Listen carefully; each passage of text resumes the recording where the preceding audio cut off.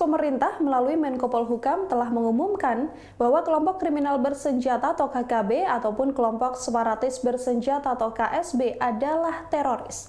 Pernyataan pemerintah itu lantas mendapatkan tentangan dari kelompok tersebut. Juru bicara kelompok kriminal itu mengklaim siap mengajukan uji materi ke pengadilan internasional dalam kasus ini. Juru bicara Tentara Pembebasan Nasional Papua Barat, Organisasi Papua Merdeka, atau TPNPB-OPM, Sebi Sambon mengatakan pihaknya akan mengajukan permohonan uji materi ke pengadilan internasional terkait langkah pemerintah Indonesia yang menyatakan kelompoknya sebagai teroris. Pihaknya juga mengaku telah menyiapkan kuasa hukum untuk membawa penyebutan teroris terhadap kelompoknya ke pengadilan internasional. TPNPB-OPM mengaku akan tetap memberikan perlawanan meskipun pemerintah Indonesia mengerahkan kekuatan penuh untuk melawan kelompoknya. Sebelumnya, Menko Polhukam Mahfud MD mengkategorikan KKB sebagai teroris pada Kamis 29 April 2021 siang.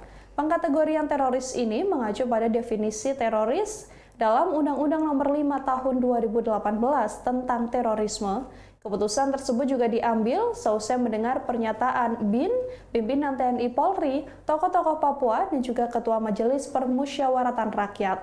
Mahfud menegaskan, sesuai dengan resolusi PBB, Papua adalah bagian dari Negara Kesatuan Republik Indonesia.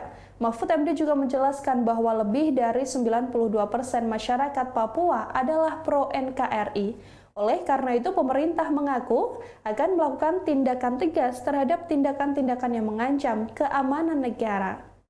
Izinkan saya menyampaikan pandangan dan sikap pemerintah tentang peristiwa atau eskalasi tindak kekerasan yang terjadi di Papua dalam beberapa hari terakhir ini.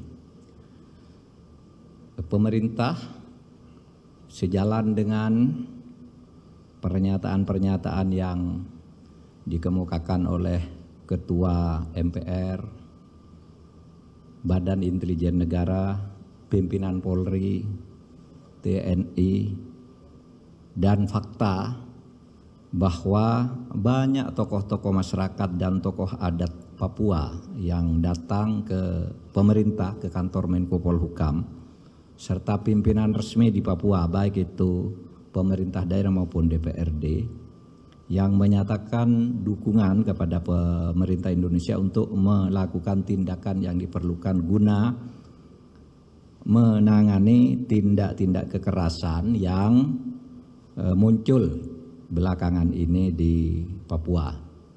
Sejalan dengan itu semua, dengan pernyataan-pernyataan mereka itu, maka pemerintah menganggap bahwa organisasi dan orang-orang di Papua yang melakukan kekerasan masif dikategorikan sebagai teroris.